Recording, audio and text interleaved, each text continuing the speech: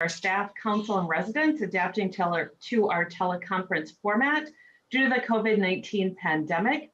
Tonight's meeting will be held under Minnesota State Statute 13D.021 that permits a public body to hold a meeting via telephone or other electronic means due to the COVID-19 pandemic. For members of the public, the meeting is being live streamed on the City of Wyoming YouTube page. The Wyoming City Council meeting will be recorded as part of the public record. After each agenda item is read and staff gives a report on that agenda item, I will call upon each council member individually if they have questions on that particular item. If you wish to make a motion or second a motion, please state your name first. All votes on all items will be completed by a roll call to meet the standards for State Statute 13D.021. All right, we're going to do the Pledge of Allegiance led by Member Schilling, and he's also a veteran. And if everybody could mute, please. I pledge allegiance to the flag of the United States of America and to the republic for which it stands, one nation, under God, indivisible, with liberty and justice for all. All right, thank you. Open forum. Mr. Linwood, do we have anybody for open forum today? Mayor Iverson, we do not. All right, thank you. We'll move on to number one, approval of minutes. Consider approving the minutes of the regular meeting of the Wyoming, Minnesota City Council for March 16th, 2021. Do we have any questions or changes? If not, we do need a motion to approve. Schilling, so moved. Member Schilling makes the first. Do we have a second? Member Luger will second. Member Luger makes the second. Roll call, please. Member Onstad? Aye. Member Yeager? Aye. Member Schilling? Aye. Member Luger? Aye. And Mayor Iverson is an aye. We'll move on to the consent agenda, which is number 2, 3, 4, 5, 6, 7, 8, 9, 10, and 11 on the consent agenda. Is there anybody who would like to pull an item for further discussion? If not, we do need a motion to approve. Member Luger, so moved. Member Luger makes the first. Do we have a second? Member Schilling will second. Member Schilling makes the second. Roll call, please. Member Onstad? Aye. Member Yeager? Aye. Member Schilling? Aye. Member Luger? Aye. And Mayor Iverson is an aye. It does pass. Acknowledgements of receipts of reports of officer boards, commissions, and department heads. That's number 12, 13, 14, and 15 on our agenda. Does anybody wish to pull an item for further discussion? Nobody? All right, then we need a motion. Oh, we don't need a motion to approve, sorry. All right, we'll go down to new business, number 16. To consider resolution 21-04-32 for the purchase of the 2000 VATCOM from Grand Rapids Public Utilities for the amount of $27,500 and the refurbishing of the 2000 VATCOM from ABM Equipment, Hopkins, Minnesota, not to accept $32,500 for a total price of $60,000. Mr. Almjetta, are you going to lead us on this discussion? Yes, Mayor, and thank you, Mayor and City Council members. That was quick, by the way, to get to the first item. I wasn't quite ready even yet. So after the recent study on our surface water, the City Council approved a transfer of $250,000 to the Stormwater CIP fund. The expectation of the study included a grant of $200,000 for the purchase of a street sweeper. Also, we budgeted $150,000 for a vac trailer unit. The grant determined we are not a metro city, so at this time we did not qualify for the grant, but we're still looking at other options. But evaluating that $250,000 transfer, we had to adjust to make a street sweeper a reality, as the street sweeper is a priority for the department. Public Works has been working with Grand Rapids Public Utilities on a 2000 VATCOM truck. The unit has 19,000 miles on the chassis. The vacuum blower, which is the main unit that makes the suction on it, that was rebuilt 2 years ago. That was $30,000 rebuild. The unit does need repairs, as we know, to make it last 10 years. Most of the repairs will be gasket, hoses, filters, and seals. The largest expense will be rebuilding the pressure pump, which currently puts out 900 psi, and it should be putting out about 3,000 psi. This is the pump that makes a water pressure increase. This expense is close to 5,000, and ABM has told us that. The DOT inspection will take care of the chassis with brakes, tires, safety equipment, fluid changes, and all the chassis parts. ABM estimated 30,000 would be a high estimate, as they know the unit, and they have refurbished many units, and they do know Grand Rapids unit, as they've worked on it with the blower unit. So we want to get 10 years of service out of the vehicle, and just for lift station cleanings in 2010, we hired David's Hydrovac, and we paid them $7,491. So just cleaning our own lift stations will give us an 8-year payback on the unit. And we did have other expenses with David's Hydrovac, some with WSB, potholing for some water lines for the bridge project, and also sewer breaks. And then we have to call for a sewer truck to suck out the manhole so that the homes don't flood. And so with that, the staff recommends the purchase of the 2000 VATCON from Grand Rapids Utilities for the amount of $27,500, and the refurbishing of the VATCON from ABM Equipment in Hopkins not to exceed $32,500 for a total price of $60,000. Thank you. Mr. Amjad, you did a great job with this write-up. It was very detailed and really appreciate that. So I am going to go around the room and ask if anybody has any questions. We're going to start with Member Luker. I wasn't ready to be first for questions. Sorry, there's no rhyme or reason. A fast council meeting. I have no questions. No questions. All right. Member Schilling, are you ready? I'm ready. I actually read through this. I don't have any questions. The only, Mr. Almjad, the only concern I had is the age of the vehicle. And I just, I'm going to trust your assessment of it. It looks like everything is fine. It definitely puts us below the budget for the bid on that for this year. So that was kind of my only concern, was the age, but you kind of read off the items, and then with the refurbish, I think we'll be all right. So I'm actually okay with this. So. Awesome. Thank you. Mhm. Mr. Almjad, do you have anything to say regarding that? Well, a new unit's 400,000 to 500,000, and that just, we're not ready for that at all. And so I didn't know of any other options where we have dual purposes of stormwater and sewer. The trailer units we did look at, but they're not very efficient. You had to hook them up. They're very inefficient on the street, even though they have a boom.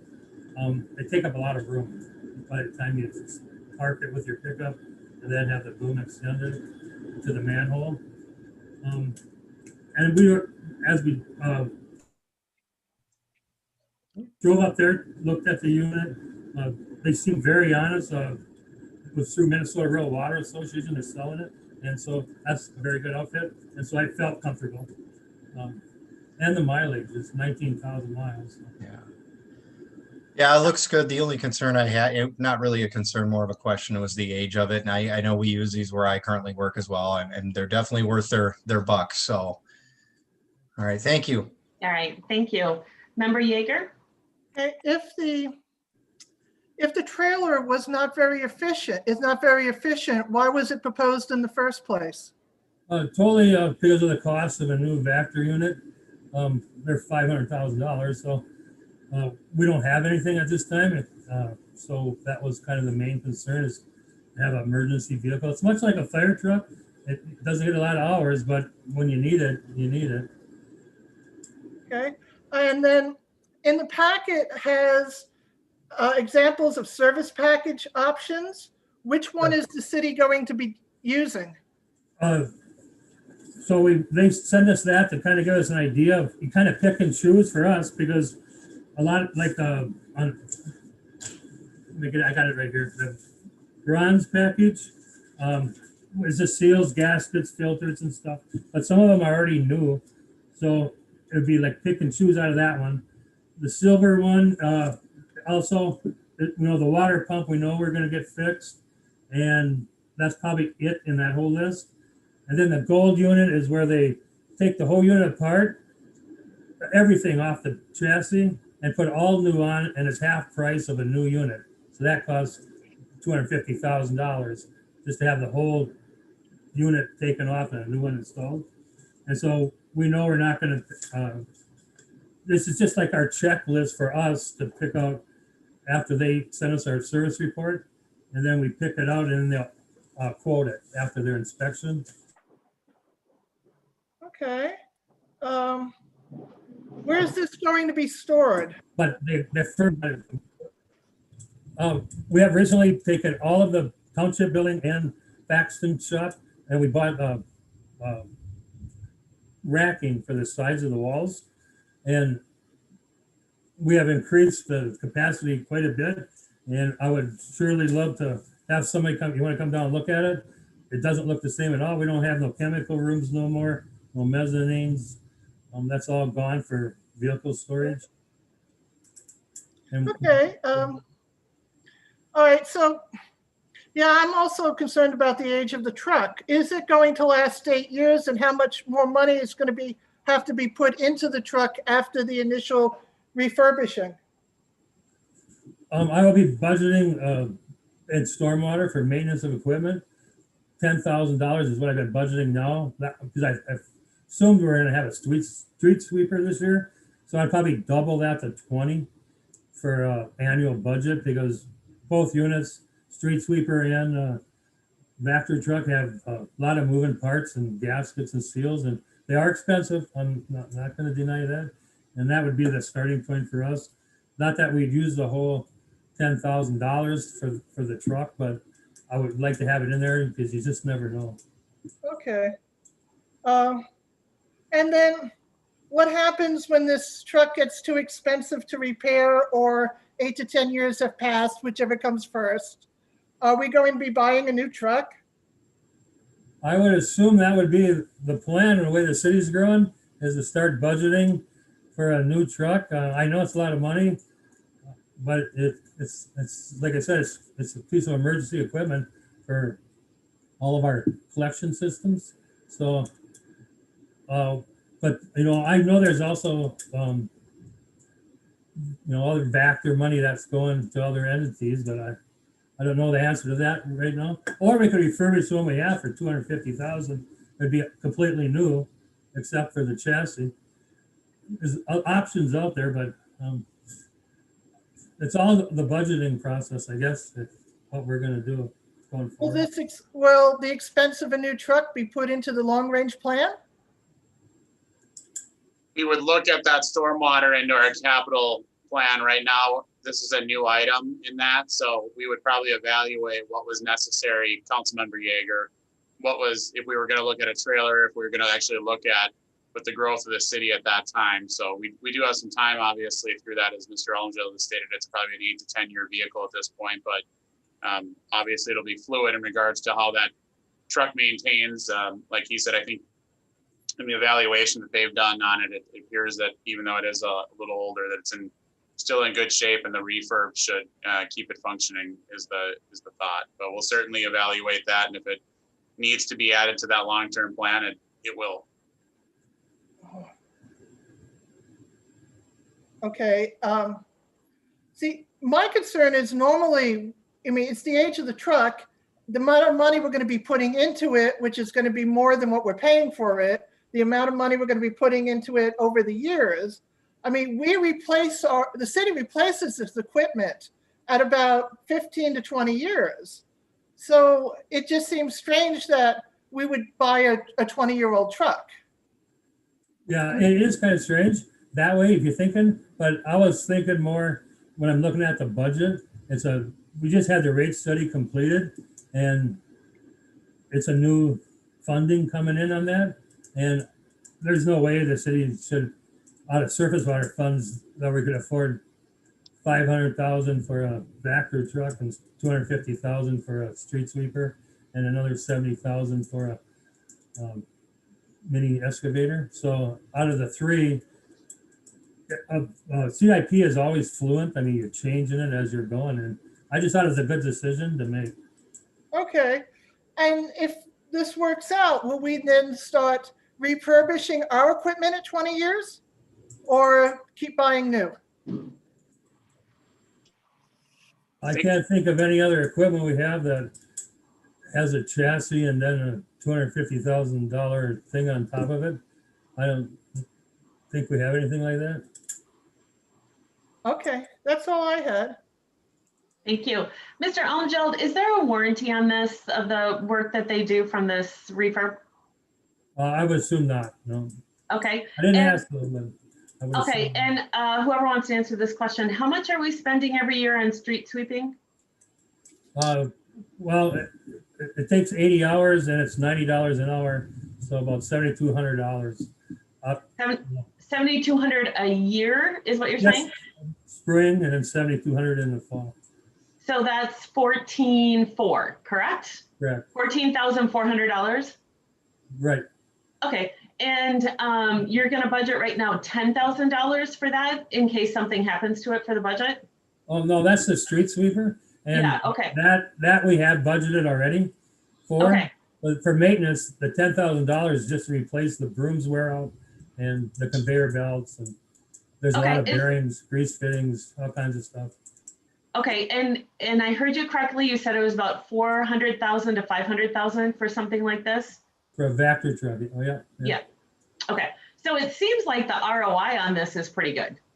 And when you budgeted 150,000, I'm just looking here, and it's coming in at 60. So, you know, $90,000 in savings, that's pretty good. So I think the ROI on that is really good. We've also, correct me if I'm wrong, we have purchased some new trucks like 2009, 2010, and they're supposed to have a long life, but then something happens. I'm thinking about maybe the dump truck or something that we've had issues with. And so basically, right? So there's no guarantees. I mean, we think we're getting a good product, and we can't say with certainty that everything is going to be okay, right? I think Chief Hoppy could probably also attest to that with some police cars, right? We can't ever guarantee that. So I think saving the city money is great. And to your point, right now we're not at the point of spending $400,000 to $500,000 on that. So appreciate the time into that. Mayor Iverson, I think the other point that Mr. Almgeld makes, and I think is the one that really we look at, is that sweeper. As we went through that grant process in the Comfort Lake, Forest Lake watershed, it alerted us that, in fact, after we went through that we weren't eligible. I think that sweeper is a higher priority item than this one, and we're looking at ways to potentially facilitate and to save money where we can. The sweeper really, as we've gone through that process, there may be some other grant opportunities, but I think the payback on that sweeper is actually even greater than the vac truck, in the sense that right now some of the work that the watershed is doing and other agencies are seeing that sweeper really has a net sum zero balance, in regards that when it's actually out there working and functioning, and the items that are actually going into those ponds, it's not happening. So we look at having to budget right now in our stormwater to clean out ponds, and we will have to do so, but really that sweeper is going to be a huge component for our MS4 and for taking care of those things as we move forward. So really the Vector truck really is a significant savings, and really helps us try to refocus on probably a more important item in that grand scheme to that sweeper. And we'll continue to look at grant opportunities for that sweeper, how we can prioritize that and get that into the fleet in this year or next. All right. So what we need is a motion to approve Resolution 21-04-32 for the purchase of the 2000. We have one more person that needs to talk. Oh, sorry, Member Onstead. I have questions. Go ahead. I'm sorry.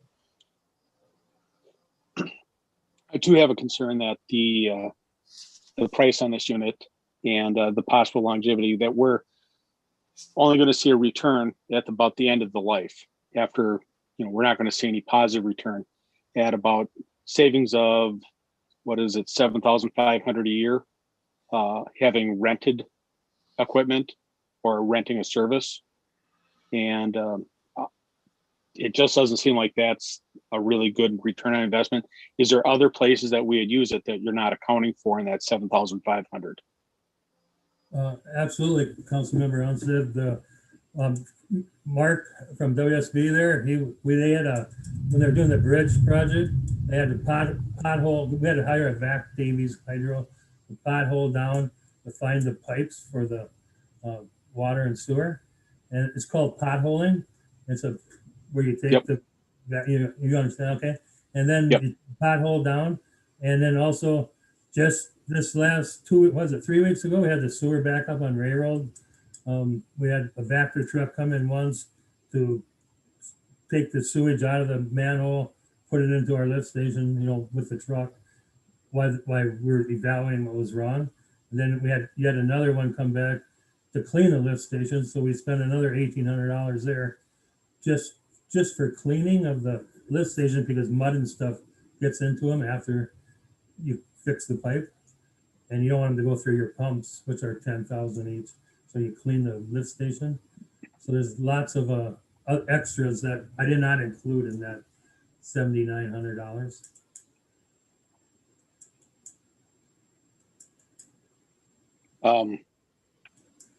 How much could you estimate that we would save by having this? Jobs that we haven't hired out a back pump, each year, savings of manpower. Oh, sure. I would show for sure $10,000. I mean, that I can easily prove that, maybe up to 12.5 just from vac services.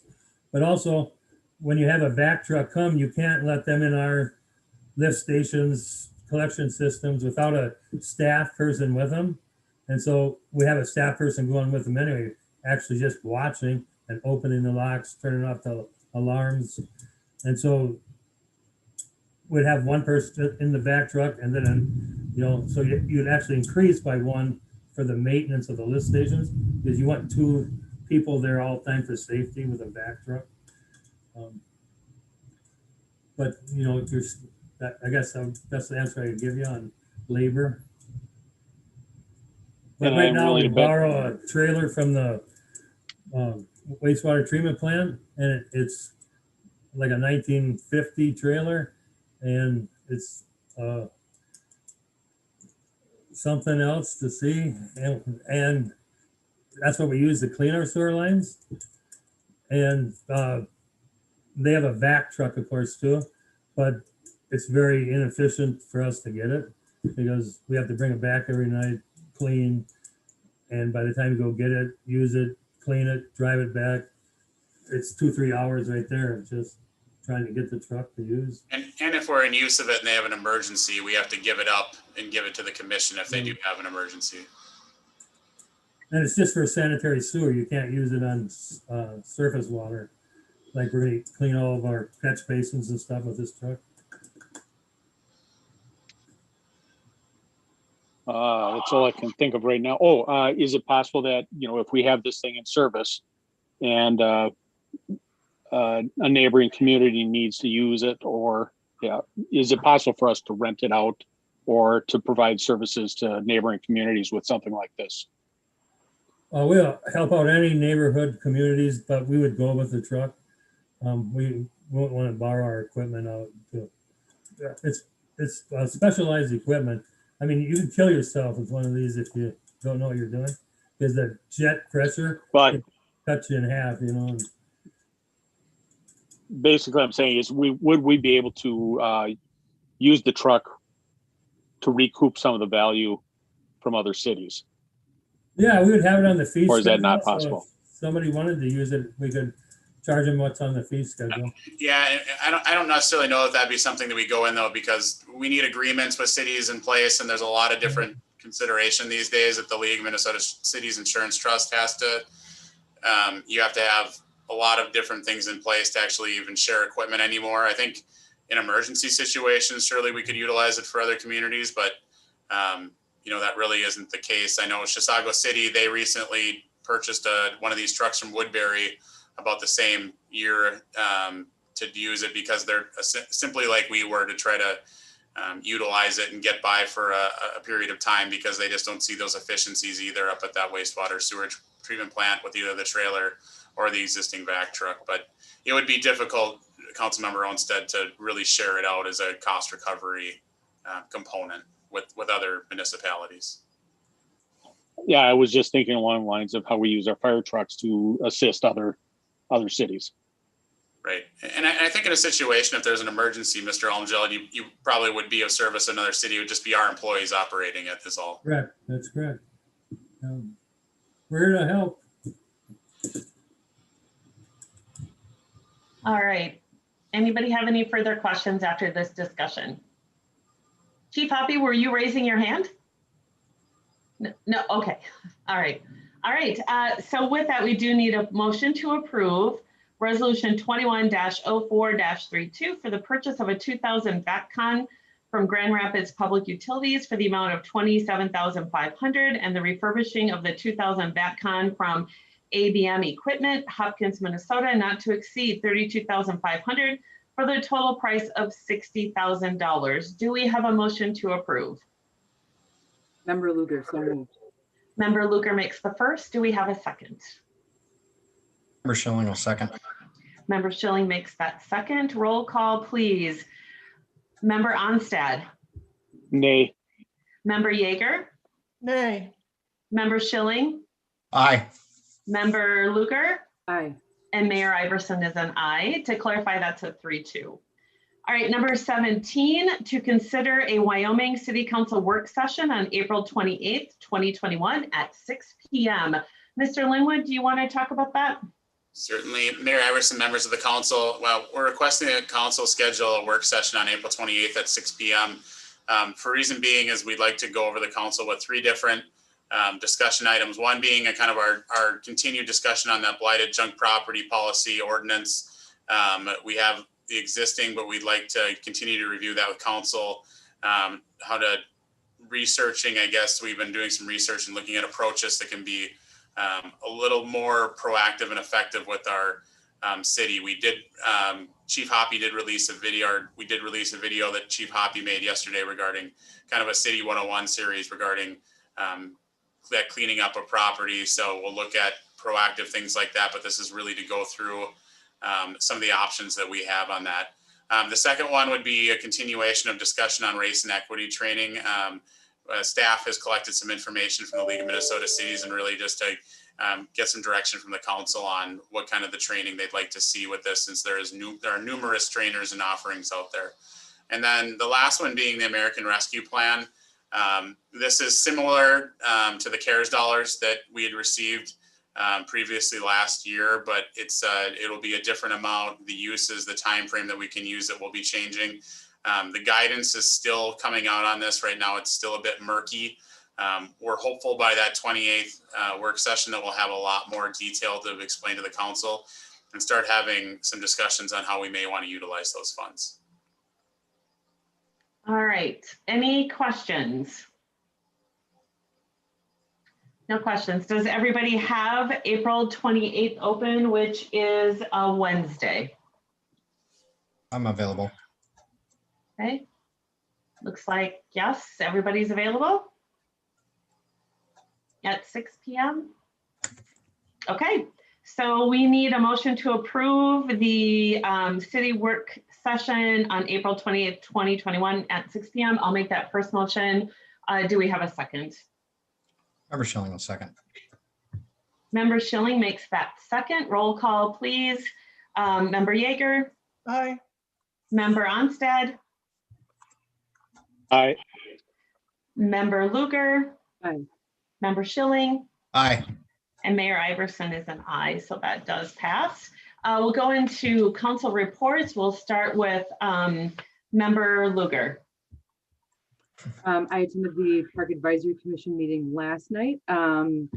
We had some items that we already saw on the consent agenda that were discussed. We are sad to see PAC member Schilling go. We are also very excited to see to have Mr. Molaski join us. We also heard an introduction to the Resilient Community Project, which is a partnership between different municipalities and the University of Minnesota. And so we're looking forward to kind of exploring that further and seeing what our options are and what that might look like for Wyoming. And the Park Advisory Commission also reviewed the parks chapter of the city's comprehensive plan. And that's all I've got. Awesome. Thank you. Member Yeager? Oh, no report, and thank you all for watching. All right, Member Schilling. I actually have no report either. Thank everybody for watching. It was actually kind of a nice couple of weeks here with no meetings. All right. Member Onstad. I attended the Planning Commission about 2 weeks ago, and we talked, are continuing working on that project and continuing with each chapter, wordsmithing it so that it'll be as good as possible. All right, thank you. It was a quiet week for me. I attended the Planning Commission as well. Unfortunately, I was not able to do the park meeting yesterday, but I heard good things. So happy to see that. All right, I'm just going to do a quick shout out to Mr. Erickson to see if he has any updates for us. He's pretty quiet tonight. Thank you, Madam Mayor, members of the council. We are still waiting for a date from our contractor for setting a pre-construction meeting for the East Viking sanitary sewer upsizing project. We've made great progress, and we'll have draft plans to Mr. Almgeld to review for the 2021 improvement project. And we have a number of planning commission items with sketch plans out there. I think there's 4 different agenda items with development related activities at the next planning commission. So things are continuing to progress there.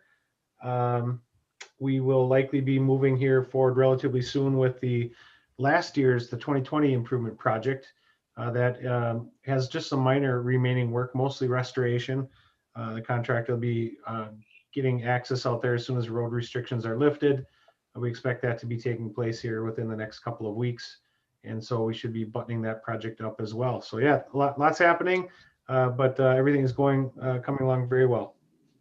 Great, thank you. I drive by all those road cones every day, so it should be interesting, that's for sure. All right, and Chief Hoppy, just wondering, is there any update on the bike rodeo? I think we brought that up last meeting, is that we're going forward with that? So, Madam Mayor, City Council, yes, we are moving forward with the bike rodeo this year. It'll be held in May. Flyers should be going out once we firm up the date, but we are back on schedule with that. And our community businesses are donating to make sure that we have plenty of helmets to give away this year. That's awesome. What a fun event. I missed it last year. I can't wait to get my bike in tune and head on up there and see if I can get through the maze or the obstacle course. I don't do very good at that. So yeah, I think the community in general missed all of our events last year. And so we're going to bring them all back in one capacity or another to really build community back in 2021 again. Yeah, that's awesome. Thank you so much. I appreciate that. All right, if there isn't anything else, we do need a motion to adjourn. Anybody want to make that motion? I'll make it. Anybody want to make that second? Member Schilling, second. Oh, and Brett Onstad is a third. So with that, if everybody on the count of 3 just wants to say yes or no, I'm hoping you'll say yes. Aye. So, all right, aye. We're all an aye on the 3. Aye. All right, we're all an aye. Aye. So we are adjourned at 7:34. Everybody have a great rest of your week, and we'll see you in a couple. Take care. Thank